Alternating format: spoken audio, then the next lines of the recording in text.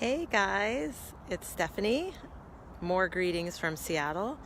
I have tried to place myself so that the sunlight hits me right here in the third eye.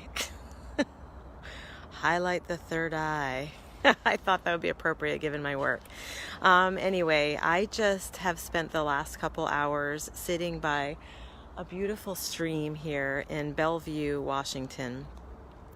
With a dear friend, Sunny Joy McMillan, who is a life coach and a relationship coach. She supports those who are wanting healthier relationships or wanting to get out of a relationship in a healthy way. And anyways, she has this fabulous radio show called Sunny in Seattle, and I've been on it a few times, and she is just such a dear, wonderful lady. So I'm so happy that it worked out. Some people are coming up, and I'm just not comfortable yet doing live streams with people walking by. Anyway, I'm just going to keep talking through it, or actually I might go quiet till they leave. Hang on. But if we do it in like ways that are Sorry.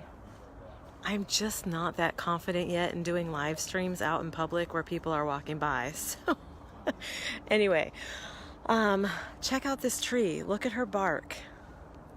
Is that gorgeous?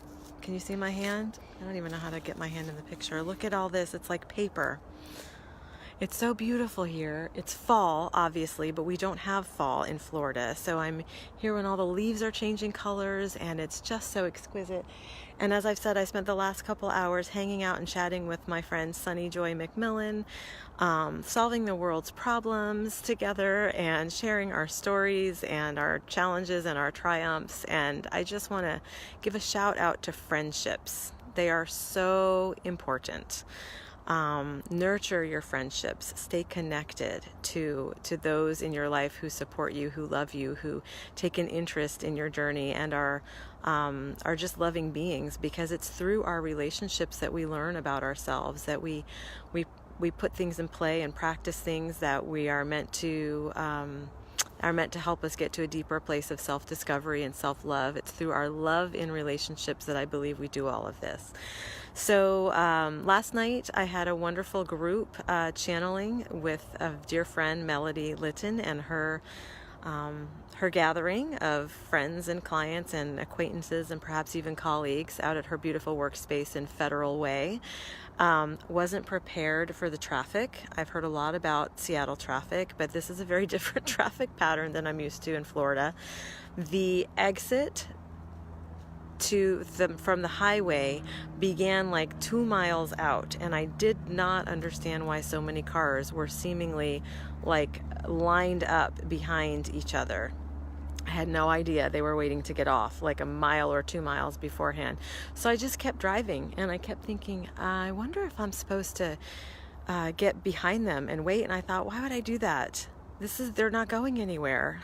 I don't know what this is about. Then I reached the front of the line and saw that was the exit, and so I had no other choice but to try to get over, and someone was kind enough to let me in line, and I felt kind of guilty, but what do I know? I don't live here.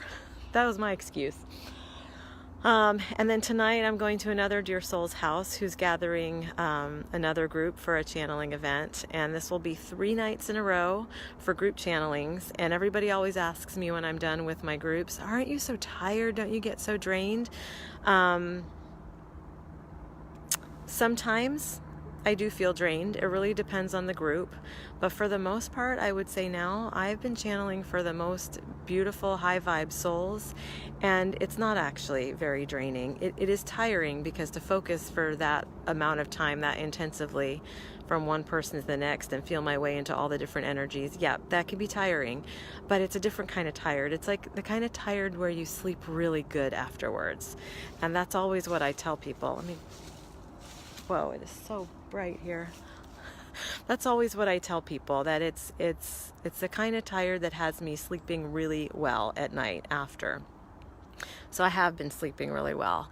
And then tomorrow morning, late morning, I'm going to start my drive to Bellingham to experience some of the beauty there, hopefully meet some great trees and do some beautiful hikes and meet some wonderful people.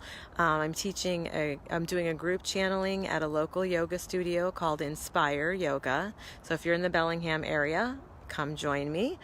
And that's on my website, by the way, if you want to register for that. And then the following day, on Saturday afternoon from 1:30 to 4:30, I'm going to be teaching my workshop called Becoming Your Own Clear Channel. So for those of you that wonder how I do what I do, and how I get to the place where I'm able to receive the messages that I am, come to the workshop. I'm going to be teaching, we're going to be practicing techniques, we're going to be doing all kinds of cool things. Hey June, to tap you in, because as I always say, I am not the only one who channels. We are all channeling all the time. The way I do it may look different than the way someone else does it, but we are all receiving messages and support from divine loving energy all the time, every day. We just distract ourselves from it, or we doubt ourselves out of it. So if you're in that practice of doubting out of it, then come to this workshop and we'll talk about ways that you can keep yourself as a clear channel. That's it for now, loves. I'm off to find some really yummy plant-based delicious food. Talk to you later. Bye.